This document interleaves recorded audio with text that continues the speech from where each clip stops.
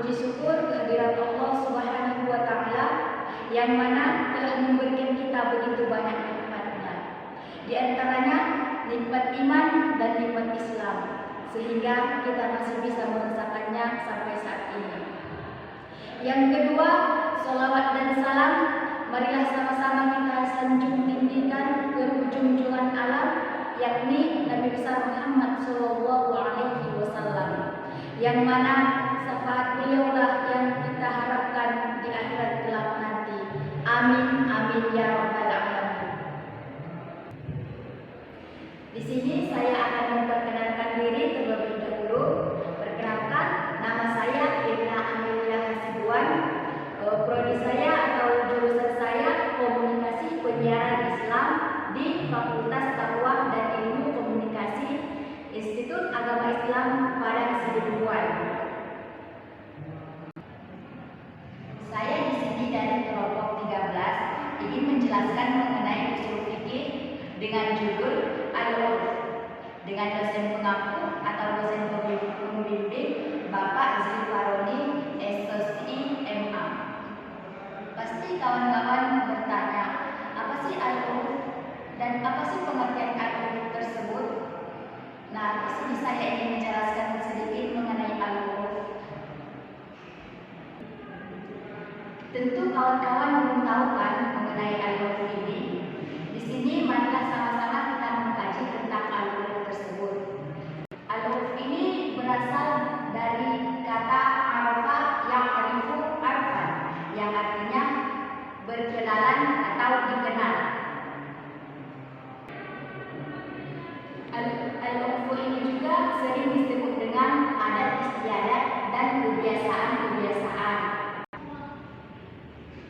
Jadi di sini dapat disimpulkan Al-Urf adalah sesuatu kebiasaan yang telah dikenal atau dilakukan oleh masyarakat, baik berupa perbuatan maupun perkataan, dan ini dianggap baik karena tidak bertentangan dengan syariat-syariat Islam.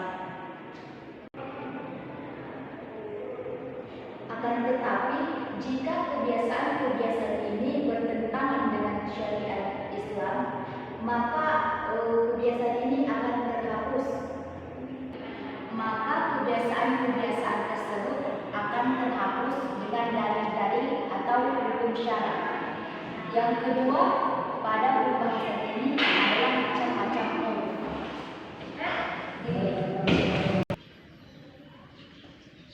Yang kedua adalah pada pembahasan kali ini tentang macam-macam Al-Urf. Dilihat dari segi sumbernya sendiri, Al-Urf ini terbagi menjadi dua. Yang pertama Al-Urf Qauli dan yang kedua Al-Urf Fi'li. Nah, yang pertama ini Al-Urf Qauli.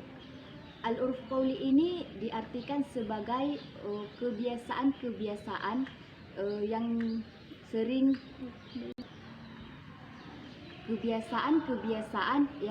terjadi dalam kehidupan sehari-hari berupa perkataan atau ucapan.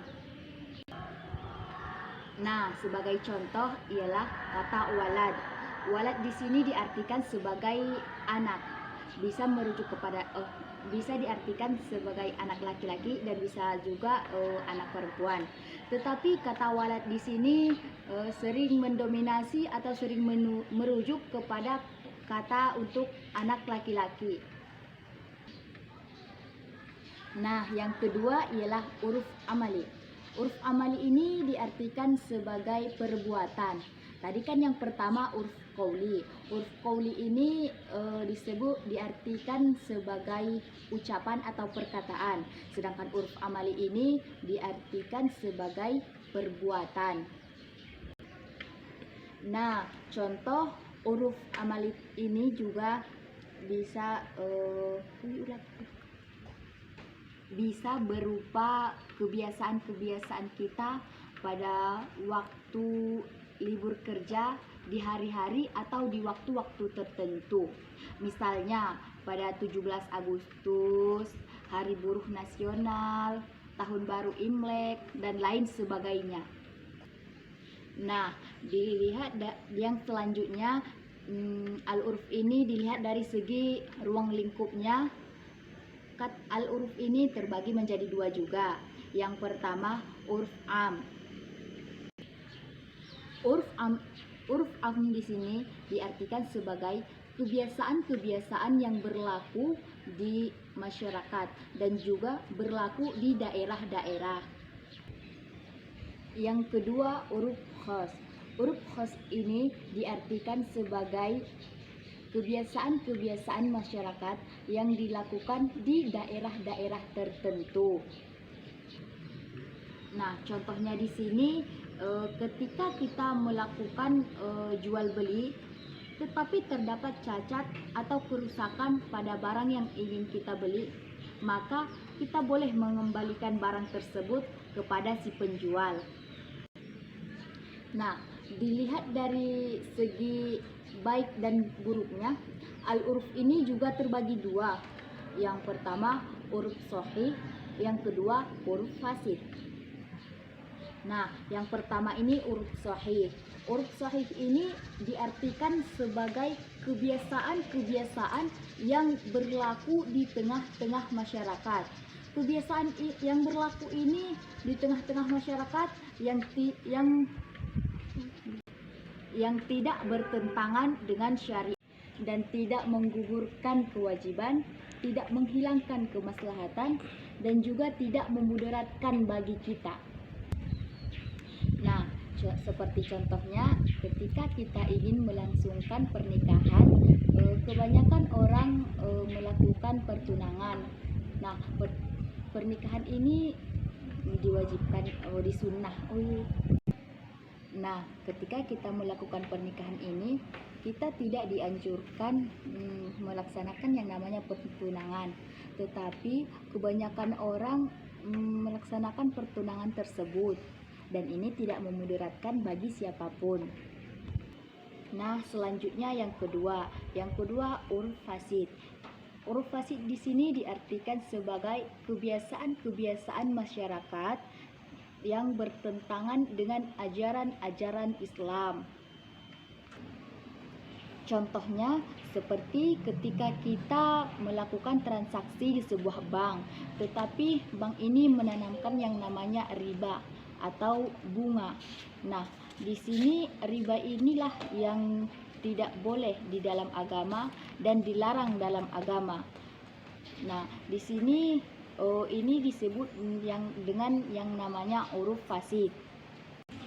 Karena bunga atau riba ini bertentangan dengan ajaran-ajaran atau syariat-syariat Islam. Nah, yang selanjutnya ialah macam-macam uruf. Nah, selanjutnya ialah dasar-dasar uruf. Dasar-dasar uruf di sini menurut para ulama sepakat bahwa landasan yang menjadi hukum uruf ini ialah uruf shahih, dikarenakan uruf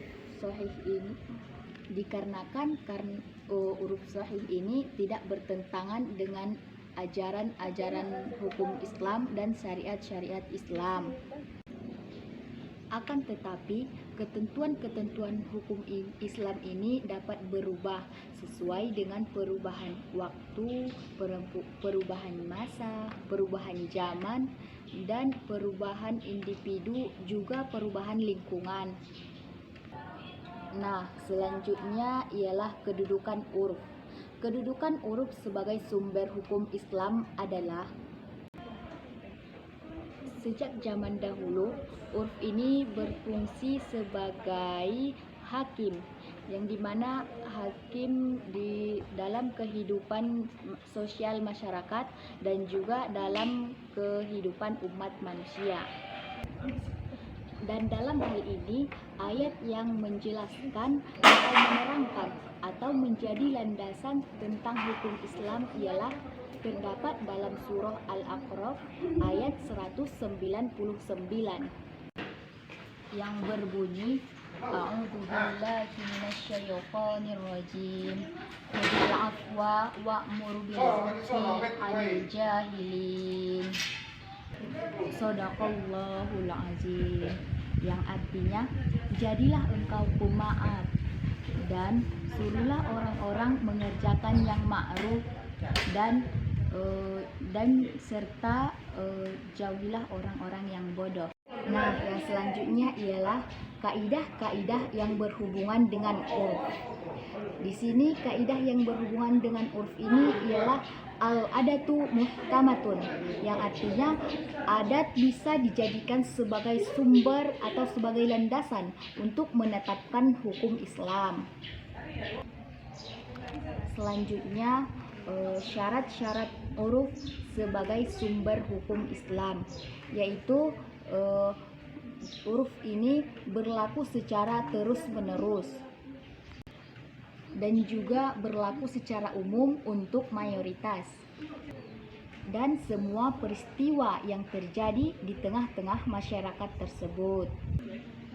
Dan selanjutnya, tidak ada penegasan yang berlawanan dengan penetapan uruf tersebut,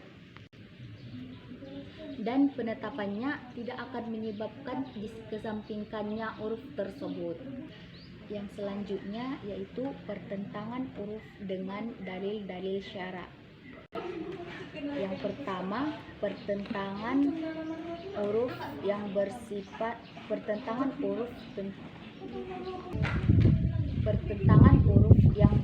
nasah. Apa tadi aku bilang? Pertentangan uruf dengan nas yang bersifat khusus. Yang kedua, pertentangan uruf dengan nasah yang bersifat umum. Ada dua golongan yang mengatakan bahwa kehujjahan uruf ini di dalam dalil-dalil syara. Yang pertama, golongan Hanafiyah dan Malikiyah. Mereka berpendapat bahwa uruf ini bisa dijadikan sebagai hujjah untuk menetapkan sebuah hukum Islam. Yang kedua ialah golongan Syafi'iyah dan Hambaliyah. Mereka berpendapat bahwa uruf ini tidak bisa dijadikan sebagai hujjah dan juga tidak bisa dijadikan sebagai syariat-syariat Islam.